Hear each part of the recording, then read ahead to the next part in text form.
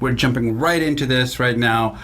I'm not even going to waste time trying to introduce. I'm going to let this expert right here introduce himself and exactly why this topic today is so vitally important. Awesome. Thank you, Jeff. My name is Soudarack, and I'm an expert in the finance industry. So when Jeff came to me and asked me, hey, Lay, can you actually, in a financial perspective, can you answer this question? How to save for a house while renting in Canada?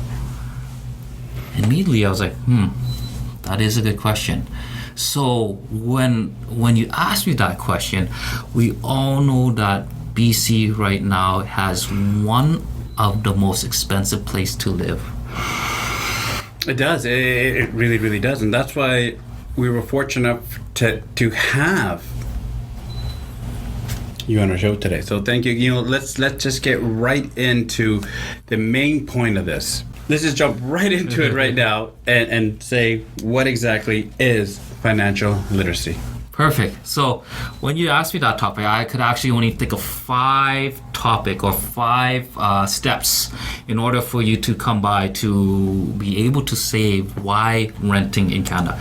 Because would you guys not agree with me that living in BC is very expensive and the living cost, including rental, is a lot more expensive now, It is, right? It is. It's a very big topic. Even actually today, I think they just talked about capping the rental rate to 2%. I think I read today something about that. So you know what? We're not talking about rentals today, but you're absolutely right. It's a huge thing. And then Ricky just coughed right there. So I don't know if anyone heard it in the background because he always gets mad at me for these certain things. So just ignore Rick's cough. But keep going on. So the five topic that I'm actually going to want to talk about today is the first one. You actually need to have a budget. Simple as that may sound, scary enough, more than 50% of Canadians don't even do a budget. Wow, and that is so true. And even in our industry, for a real estate aspect, that's one of the very first things we talk about is budget. So continue on, please. So you need to understand what's going in at the end of the month and what's going out at the end of the month. Once you get a picture of that, every month times that by 12. And that's when you know how much you'll be able to set aside for saving, right? So the next habit or the next step that you want to do is you got to have a goal. How much are you wanting to save? How long do you need to save? Because you need to understand how much of a down payment are you willing to put down for your home. Oh, very, very important. Down payment is the lifeblood of buying any property. You need to have savings, and it's very easy for myself to say, well, how much do you have for down payment without knowing the back end struggle of how to actually accumulate the wealth to have that saving. So yeah, thank you very much again for that. Yeah. For example, we have an app on our website where you could actually input on the goal that you want to put in. So let's say 50,000, and we actually, Ricky, remember the iPad that we had it? So on my left hand side, we'll include a link on where you could put in your input on how on the financial calculator, where how much you want to put aside, how much are you willing to budget, and then also how long it will take you to budget. So Jeff, for example, let's just say you want to put $50,000 aside. $50,000 is your end goal that you want to save up. That's a fair amount of number. Would you not agree? I completely agree. Yeah, perfect. Then you decide, hey, you know what? Let's say you only put $100 away each month. Okay, each month. Let me ask you, how long do you think it'll take for you in a month-wise for you to be able to save up $50,000? Per month? No, until you hit your goal, $50,000 a month. How long do you think it'll take you to get there? I'm not even gonna try to make a guess to it. Not because I can't do it. I'm pretty sure I can do it. But for the sake of the speed of the video, because Ricky always gets mad that I talk too much all the time. So I'm just gonna let you give me the answer. Sure. But I know the answer, by the way. I just want him to give it. We ask surveys, and people say, well, is it maybe 7 years? Is it 10 years? Or would you believe it's actually more than 15 years? So the answer to that is, if you were to save up $50,000 away, I mean, your goal is to save up to $50,000, and you start from zero now, putting $100 away each month. For each month, you would need to save roughly 41 years and 8 months just to reach 50,000. 41 years. Yeah, let's keep going so we can figure out how to shorten this time frame, because I want a lot more clients buying properties. I don't want to wait for 41 years till they buy it. So let's just keep the you next talking. the next step now, once you start learning, you have a goal in mind. The next step, what you need to do is you need to be able to be disciplined enough. Discipline's a huge thing, and I thank you for even bringing that topic up about discipline. That's so huge, and it's the easiest sounding, but one of the hardest things to actually do in every industry. It is. Maybe we could save 1 month, 2 months, but hey, let's go out and have that expensive dinner for an anniversary. Oh, kid's birthday that we have. Oh, you know what? Let's go on vacation. How disciplined can you be to say no to those? I have a daughter. I'm not that very disciplined at all. I end up spending way too much. So, but I completely get what you're saying. Completely get what you're saying. Once you're able to be disciplined enough, now the step 4 is it has to be a habit. A habit. A habit. Right? We ask ourselves, how many days do you need to create a habit? That's a very interesting way of putting it. I've never actually heard of how many days to create a habit. I've never actually heard how you just said that. That's actually very, very fascinating. Correct me if I'm wrong, but I know it's between 28 or 29 days consistently to create a habit, or to break or create a new habit. That sounds... I'm actually very flabbergasted, because that's such a unique way of putting it that I actually never even stood that. So, wow, I learned something. And it's very rare for me to learn, because I mostly know everything, right, as Ricky knows. But please continue on. Yeah, so if you could be disciplined enough for at least 1 month, then you could be disciplined for 2 months, 3 months, 4 months, and all the way to depending on how long you want to save up for. Right? Now, the last step of to answer your question is, 1, you must to really want to save for your future. I hear a lot of people in my industry, that they come to me, they're like, hey, I want to start saving. I want to save. Absolutely. Yeah, you could save, but how disciplined enough can you save that maybe $10, $20, $100, even $1,000? You have to want to save, because you're going to be ups and down, and when you're up is good, but when you're down, you're like, no, I need to spend that money. I need to spend it. So the discipline versus discipline plus determination. Yes. Right. How bad do you want that home? And I'm glad you really said that, because right now in our industry, we talked about interest rates rising, and it's and not only interest rates rising, but the rental rate has also shot up. Yes. So the urge and need and want to get out of the rental world into the home ownership world, it's such a relevant topic today. And unfortunately, our school systems don't really teach about financial literacy. So I remember when we sat over dinner that time when we talked, and you introduced the whole idea of what you're actually teaching, what you're actually doing to educate, was so outstanding to me. It resonated so much with me that I'm like, okay, well, I need to get you on the show. That's it. There's no ifs and buts, and if you can't come on, I'm going to come to your house. And well, you know what? I probably won't. I'll just send Ricky, because he's very aggressive and very mean, and he'll probably come get you. So, but with that being said, I cut you right off. Please remember, like, subscribe, hit that thumbs up, and make a comment, because we actually had somebody not on our show, but made a comment, subscribed, and Ricky went through the crazy trouble of tracking them down through their phone numbers, sent them the hoodie, only for me to call him and say, Rick, did you give the wrong email address? Did you give the wrong address? Because I got the hoodie come back, and actually, you guys moved. You didn't tell us. It's sitting in my office. Wow. And it's there. So when you like, when you subscribe, you hit that thumbs up and you comment, be relevant with the information so we can get back to you. But getting back to that, because I had to say that because, Rick would get mad if I didn't give those topics. Let's continue on with not only of why this is so important, but more importantly, why did you get into this? How did you actually get right into this? That's a great question. Thank you for... I know it's a great question. I asked it, by the way, so I don't blame you for saying it's a great question. But how did you get into it?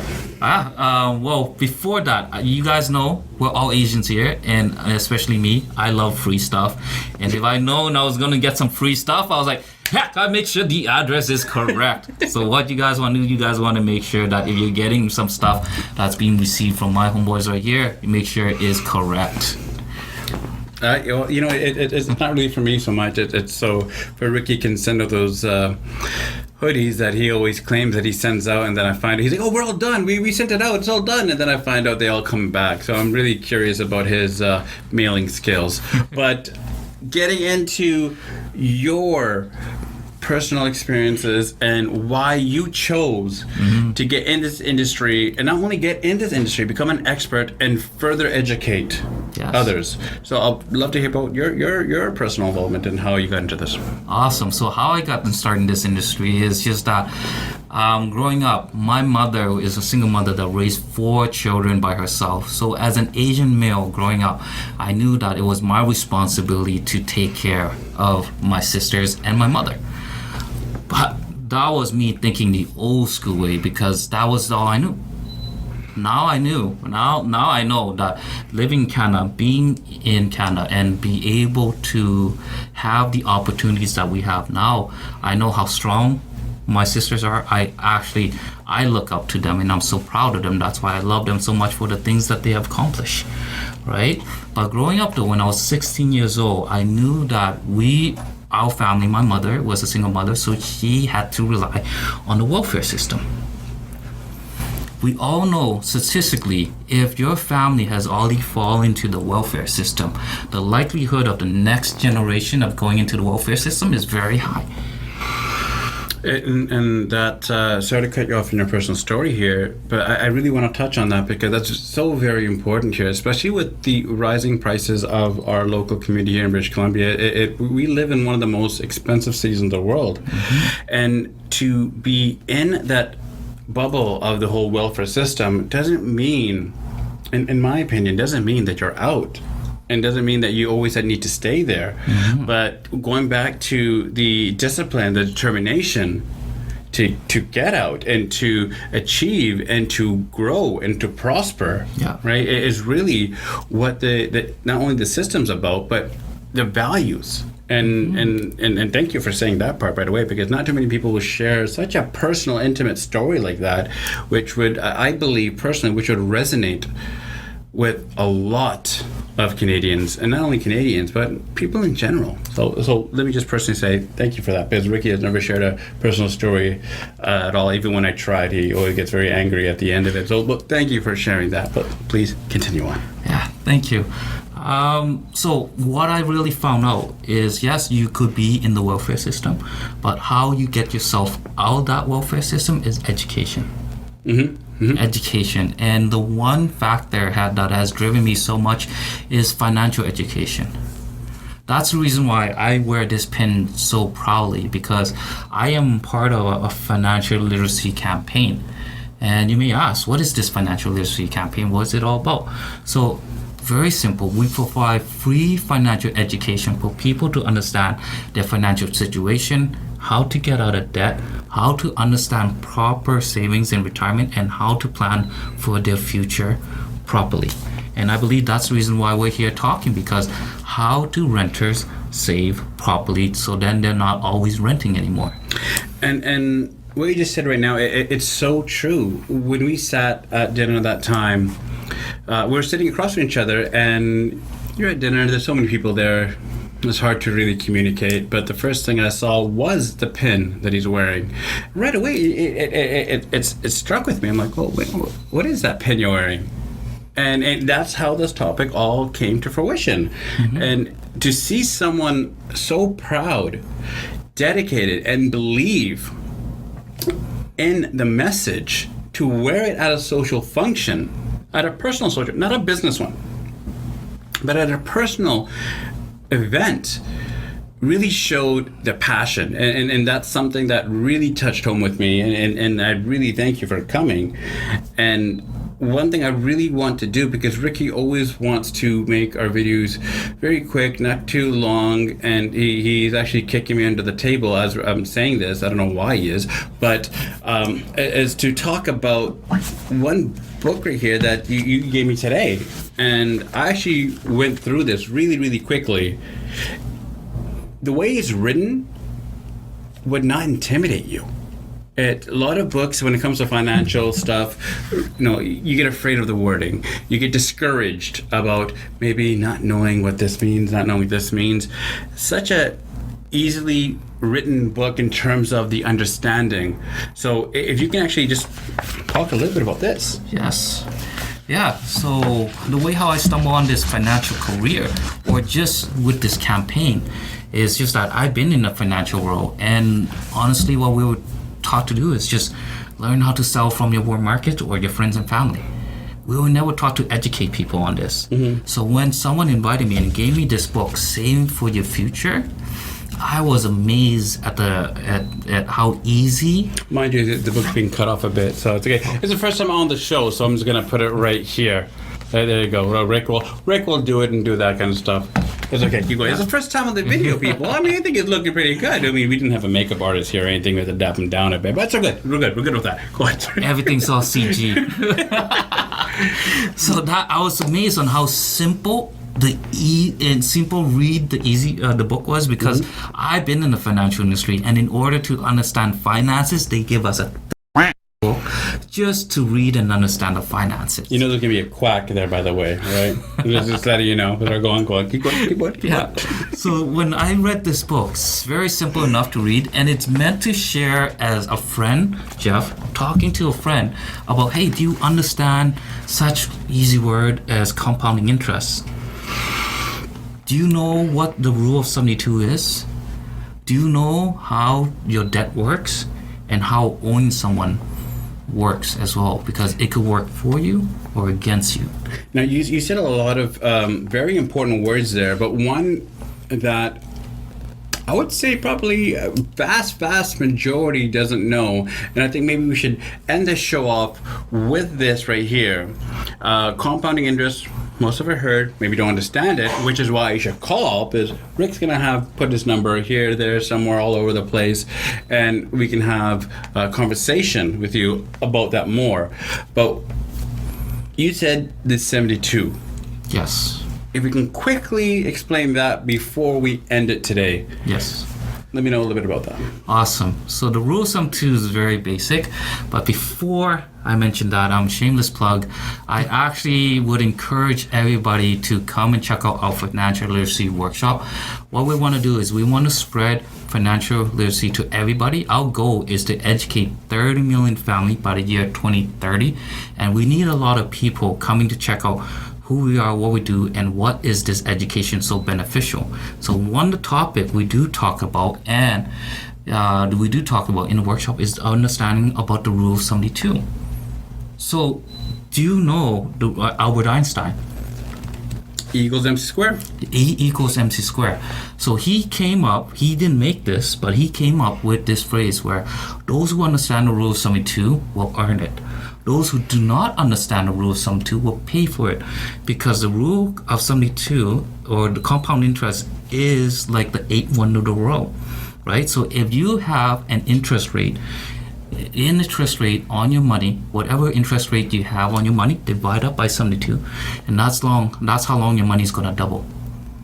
I actually had no idea myself. I mean, I'm in the industry. All you guys know I'm in the industry. I myself has never heard about the 72 rule, let alone the involvement of Albert Einstein. So, I mean, Wow. Okay. Well, that's something. So sorry, I had to cut you off because I was amazed by that. But go ahead, keep talking. In one of the books that we talked about in Rule 72, we actually mentioned Page 11. I remembered it. Page 11, yes. Okay, on page 11 on saving for your future, we actually talks about the Rule 72. And if, say for example, Rick will put the page right up there. If, for example, if you were to get pretty much 6% on your money, divide that by 72, and that's how your money will double every 12 years. You know what? With that point right there, because I noticed, there's so much information that can't be shared in a quick video about the importance of this rule, where I would hate to actually diminish and give no attention and the importance to it. Yes. So I'm going to cut that part off, not because the importance of it's not there, but because of the importance. I would want people to actually call and understand why that is. Actually, you know what? No, because... No, you disagree with my show? You're disagreeing with me? Like, seriously. The guy came on my show, and now he's saying no and disagreeing with me. Okay, Ricky, if you want to take care of this in every which way, I think I have another wrist brace here somewhere. But, okay. So what? So, disagree with me why I'm so passionate about this, because when he says those who understand it, think about it. 6% divide that by 72, your money doubles every 12 years, right? But those who don't understand it, your credit card, 19.9%, so that's 20%. Divide that by 72, now that's roughly almost 4 years. So your debt that you have on your credit card doubles every 4 years. And that's why people's got to understand the rule of 72. And you said something very important today, earlier on, before we started this video, is that when you buy something on credit card for $1, yes, how much are you actually already owing? For each dollar a Canadian makes, they're already owing $1.78. That's pretty crazy. You should think about it in those kind of ways. And with that, what I'm going to say is we're going to cut this video to a close today, because the importance of this video and the importance of the education needs to be heard more, where we need to split this video up in multiple segments. So with that being said, thank you so much for coming today. We're going to have the contact information up here. Not only are we going to have the contact information, we're going to have the website, the areas where you can go to, and we are planning, possibly, it's in the works, a workshop happening. It's in the works here. So as Rick said, please like, subscribe, hit that thumbs up, comment, leave your correct address, your phone number, so Rick can actually get a hold of you, and actually call if you can, or leave your number so we can call you and just get in touch with you. And so Rick, you want to just say it. We heard you a little bit. They heard you in the background whispering. You just say it. We absolutely love getting reach outs from you guys. You actually really talked while it was our show here. Really, you actually really did. I was actually joking around about it. Finishing thoughts here. I would like to leave our finishing thoughts with our special guest coming on the show. Thank you last very much minute. for having me. Thank you for coming on. It was such a pleasure, and I want to have this because it's such an important topic, and I can't even stress how important it is, that I needed to cut this conversation short today because I want to have multiple segments, and I want to make people understand the importance of not only financial literacy, about understanding your finances, but how to use that education. That's right. To get further, right? A wise man once said... Oh, I know I said a lot of things, but I mean... You did. I'm not sure you quoted this, but... Might have. Knowledge is not power until you apply that knowledge. Apply knowledge is power. I completely and utterly agree, and I would normally say a lot more. But I'm going to end it on that. That's a fantastic leaving advice, and once again, thank you for coming on today. Very much appreciate it. I know you have a very, very busy schedule, and I've been trying to reach out to you, but I've been busy myself. And Rick, well, I have to also give special attention to Rick because Rick's been very, very busy. And So you can tell how aggressive he is. the only reason how you guys actually got me here was Rick just came to my house and I was like, I don't want to mess with this guy. Come on. I had a feeling. I had a feeling there was something that way because I saw a little teaser. I'm like, I gotta do this. So I had a feeling. See, it's not only me saying this, by the way. See, I actually have a guest now collaborating my story. And Rick, you dare not edit this out because now this is now video testimony evidence if I ever need to go to court. Right? That's what I can say. Anything. With that being said, episode 38, the Real Estate Podcast Show. Thank you again for coming on this show. And my hands all screwed up because Ricky actually got mad at me for other things. But either way. Thank you for tuning in. Please like, subscribe, hit the thumbs up, comment, leave your right number. Ricky will get in touch with you. We're out.